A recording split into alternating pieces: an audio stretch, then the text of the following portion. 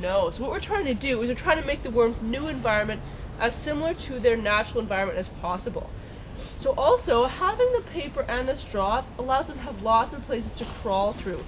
So it's going to make the bin seem larger than it is. So it's increasing what's called surface area. So they're able to crawl through the spaces, and it seems like a larger place than it is. So I'm going to put a little more straw in.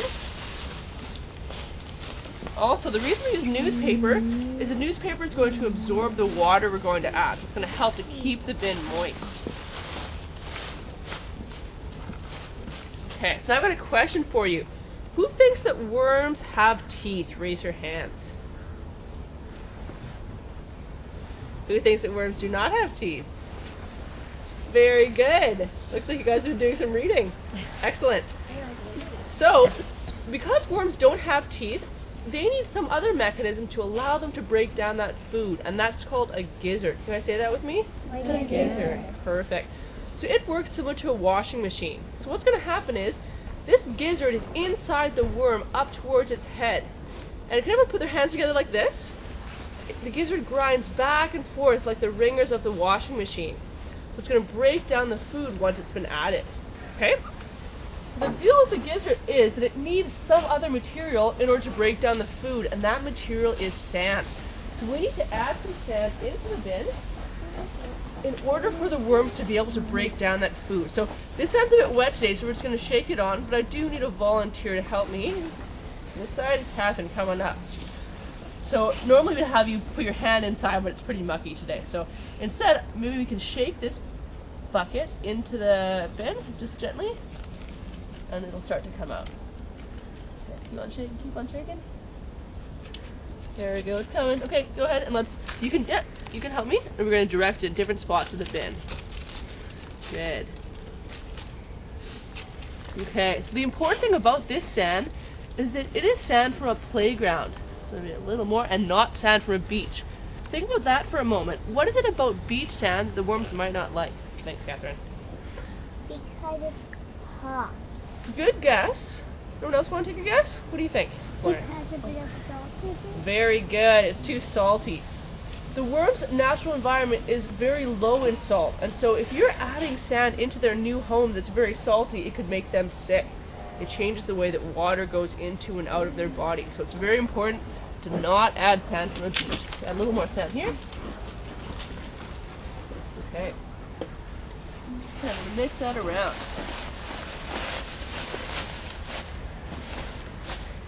Okay. Next step, probably the most important step, is to add some water. And before we add that, I'd like to ask you, does anyone know why water would be very important for the worms? Raise your hand if you'd like to take a guess. Sunita, go ahead.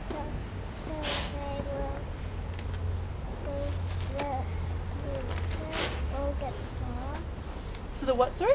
The paper. So we'll get soft. Yes, absolutely. So when the paper is softer, because the worms are going to be able to eat the paper as well, it's going to be easier for them to break down the paper. Very good. What's another reason why water would be important? Go ahead, Lauren. They could drink half of it. Yeah, they can drink some of it, absolutely.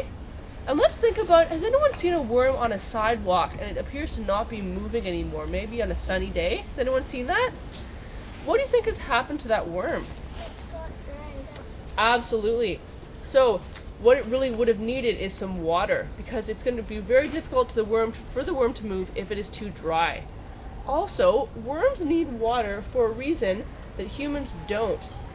They need it to do something that every single one of you is doing right now, but you're not thinking about it. What might that be? What are you doing right now? You do it all the time, even when you're sleeping.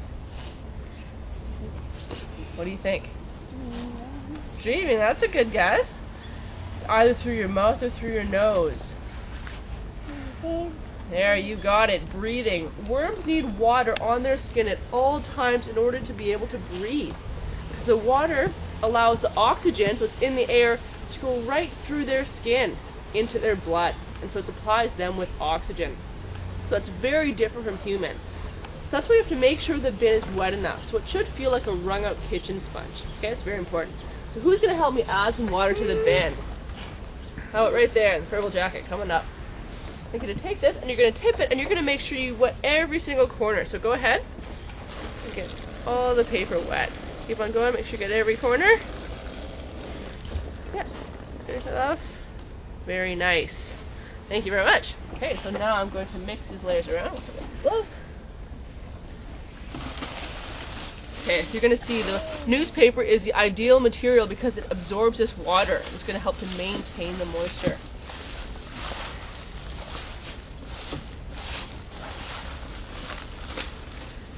Okay, so we're getting there. Excuse me. Do you have a question, Peppy? Go ahead. My question was, why are you putting your hands in? If then there, if your hands are dry, then it might like get your hands are a bit dry, so it might if your hands are a bit dry, then it might like make the water a bit dry. Oh, that's a good thought, but my hands aren't going to absorb much of the water when I'm mixing it around, and it's more important that I make sure that the whole bin gets an equal level of water. Good guess, though, but my hand mixing around the materials is not going to dry out the bin enough to make a difference for the worms. Whoa! A good thought.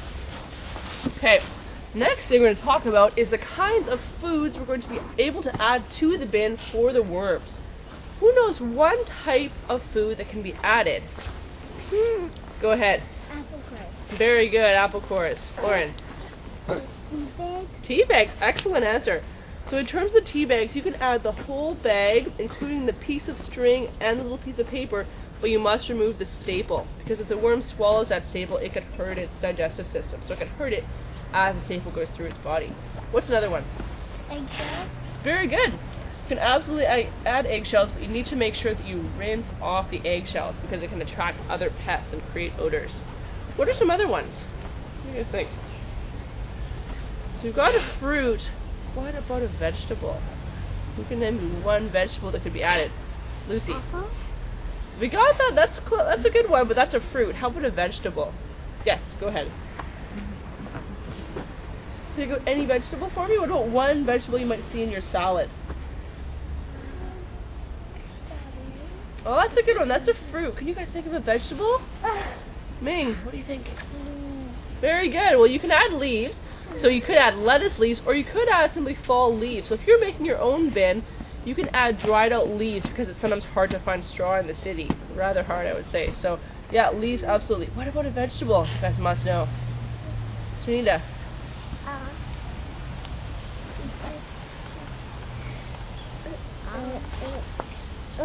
Broccoli. Very good. That's what I was looking for. Broccoli is definitely a vegetable that can be added. What about one more?